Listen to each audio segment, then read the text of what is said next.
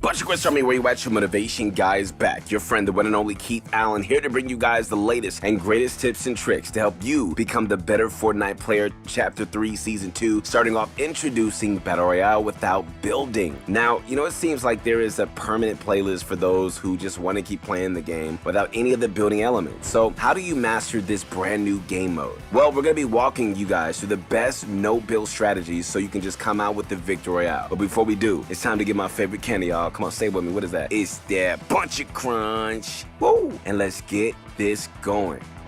Alright, so the very first thing that you should focus on when playing no-build game modes is understanding a major difference that comes with the territory. When you play competitive game modes or even standard matches of Fortnite, many of the best landing spots revolve around the accessibility of maps. Trees, rocks, and appliances are perfect sources for filling up your inventory. So many players already have this habit in mind when really choosing their spot, right? This is a rule that you need to forget when it comes to no-build modes, though. Instead, you should focus on making sure that wherever you land, you try to aim for the floor loot so you can be sure to start popping your opponents right away. Once again, guys, landing uncontested is a great way for just getting your loot ready. However, subtracting the time it takes to harvest mats means you should focus mostly on getting the chest first. There are plenty of ways this season for you to load up on blue or higher weapons, so getting the right equipment is easy if you know where to look. Currently there is a big battle going on for the daily bugles, so we can expect to see more battles going on at the 7 fight back against the IO and reclaim territory. During these fights, there are plenty of IO and 7 soldiers dunking it out and just dropping plenty of blue or just higher weaponry. So you can also get blue weapons simply by just taking down the guards or taking advantage of IO or henchman chests, which have higher chances of dropping good loot. So check your landing spot and make sure that you're getting loot first so you don't end up falling behind.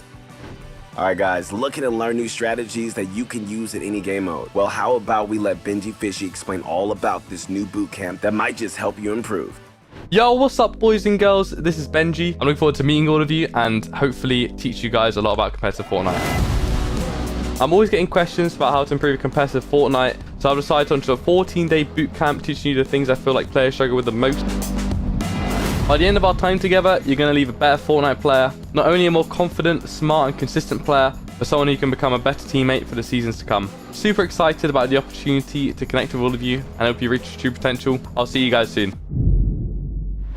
No build playlists remove an entire mechanic from the game. Because of this, guys, aim becomes the most prominent skill to focus on when trying to survive. The fact that players now have an overshield to their health makes players a little harder to kill, especially if you plan to get up close and just try to one-shot them. The current meta favors consistency, and the longer that you keep your crosshairs on your opponent and land your shots, the better off you're going to be. Or, in previous seasons of Fortnite, we've been able to just simply deal snippets of damage and then fall back until we get opportunity to strike again. While this worked before, it doesn't always yield the same results. Once again, guys, thanks to the overshield, dealing tiny chunks of damage at a time, it doesn't always deal actual damage, and just landing a big blow towards your opponent doesn't always deal as much damage as you think. And so this is why, it's also important to keep a level head on you even if your aim is great and you think you dealt some quick damage. Alright, don't get cocky, and instead make sure that your opponent's overshield is taken care of so you can just start chipping away at their actual health bar.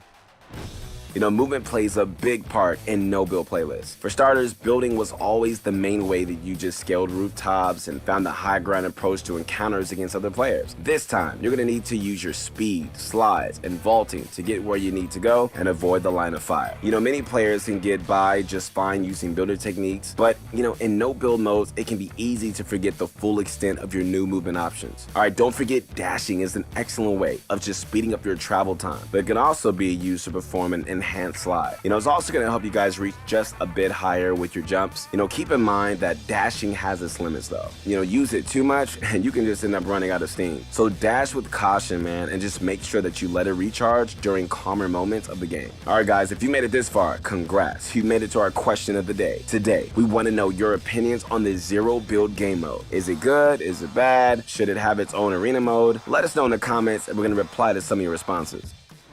Our rushing opponents is not such a bad strategy when you have complete confidence in your building skills. Even if you're approaching an opponent out in the open, you can always just start building to confuse your target, avoid damage, and then start dealing damage. Without building, man, rushing is the equivalent of just putting yourself out in the open. And so even if you do decide to zigzag to make yourself less predictable, no building means that you're only going to make a sharp left or a right.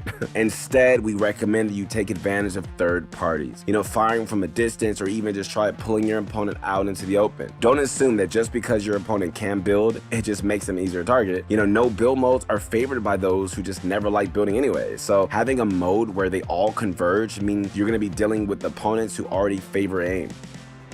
And so next on our list, guys, is getting high ground. Normally, this is a tactical advantage that pairs well with the ability to build. This time, though, you're going to need to rely on the terrain and default structures. But, there are just plenty of options that have been around since last season, and in Season 2, Epic has only added to that list in the form of blimps. The loot pool is also very long-range focused, with many of the weapons such as the thermal rifle, the snipers, and the scope AR, providing benefits to players who like to fight from a distance. And so this makes the blimps an optional choice to really stand your ground, since you can see far into the distance and lock into your opponents as they approach. You can also use this tactical position to fire down on enemies roaming your POI, or even take down tanks safely from a distance. Okay, so if you're not taking advantage of blimps, it's always just good to really simply know the layout of the map. While being able to sprint and pull yourself into the top of buildings, it's just a great way of getting on top of one. You also need to remember to keep an eye out for umbrellas and tires, or anything that can give you guys a good bounce. This is great for those moments, man, that you just can't seem to pull yourself up. But just keep in mind, guys, that without building to break the fall, you might want to think twice before dropping down from a high place. Alright, in a no-build game mode, cover is mostly determined by pre-existing structures. Like, these can range from buildings and trees and even rocks. But there are some options, guys, that if you want to deploy something that will make your life a little bit easier, here it goes. Well, let me say this. For starters, the new cow catcher is mostly made as an upgrade for cars, but it can also be deployed as a way to create quick cover to crouch behind. And so while this isn't nearly as effective as just being able to respond to fire by building a complex tower, it can provide you guys with a few extra seconds when you find yourself in a jam. Another option is using vehicles as cover. Like, while you don't want to get stuck near a ready to explode pickup truck, using your own vehicle as a portable cover can be more useful in this meta than before, I'm telling you right now. So the one item that really helps this become viable is the repair tool. It's fine if your vehicle gets hit a few times, if you get caught in the open, and really just need to use it to block some fire while you try to pinpoint your opponent. But after you eliminate them, you're going to want to get your method of rotation back and just not have to resort to walking. Destroying cover is a great option for no build strategies, and the fact that players can build it back up again, it just means that destroyed structures will stay down. Luckily, guys, Epic has given us the tools that we need to lay waste to anything that might get in between you and your opponent. The Anvil rocket launcher is an excellent example of a weapon which can be used to destroy buildings and strip away your opponent's defenses. However, it is not the only explosive that you can use to do this. As always, grenades are a good way of clearing an area, but even better is the tank vehicle. Tanks destroy anything they touch and can be perfect for just leveling buildings and completely cleaning an area. One good way to limit cover is to use explosives on walls before the circle even starts closing in. And so this way you have the best visual advantage over your opponents, who may try just using the inside of buildings as a way to travel through a POI undetected.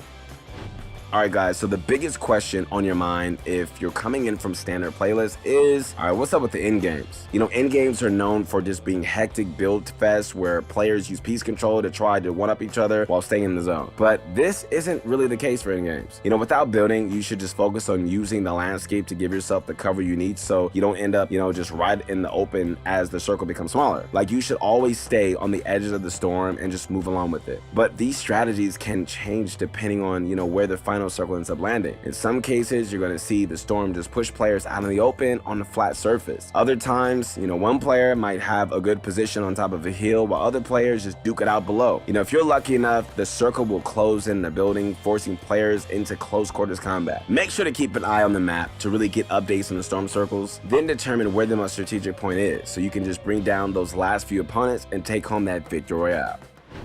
Alright guys, before we wrap things up for today, don't forget to check out ProGuys.com for some pro level coaching.